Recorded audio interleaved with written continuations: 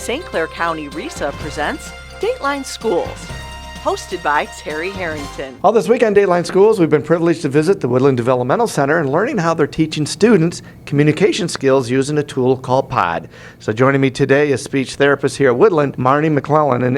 And Marnie, I know you've had some recent trainings here at Woodland. Are you finding anything new coming along with using PODD? Well, I think Ellen mentioned, or we talked about, they're trying to get it into early on programs, just to start. They're seeing it here, and the sooner you can start giving those communication skills, the better.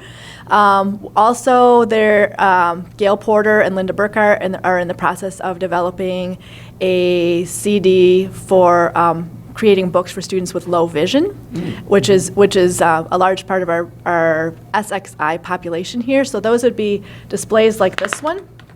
So this display has dark background and really bright pictures on it, and that's easier for our students like with a cortical vision impairment to see. And there's several different ways to display. There's ways things are grouped on a page that help them to scan to different things.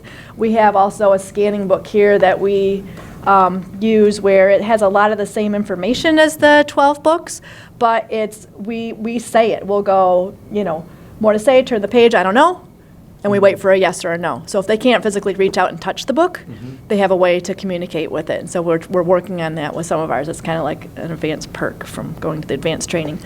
Something that we're like the guinea pigs are just doing is kind of an intensive training with us here where they're working with 2 different classrooms. Laura Taylor, who is with Alt Shift, formerly MITS, Michigan Integrated Technology, she is coming in to coach 2 specific classrooms, and Ellen and I are being trained to be coaches so that eventually that process will be turned over to us. And we're meeting monthly with her. She's spending the day in the building and doing some filming so that we can improve our practice here at Woodland. What are you seeing, what kind of results are you seeing with these kids as you introduce this and work with them on this? We're seeing some amazing things. We're seeing kids who are now able to communicate, I hurt. We have a student that was grabbing her ear. We thought she had an ear infection. It turned out her shoulder was dislocated.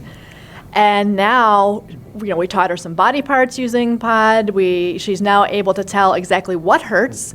Her stomach hurts, her throat hurts. So they're able to communicate just some basic things that we don't really think about. But gosh, to be able to communicate that is so powerful.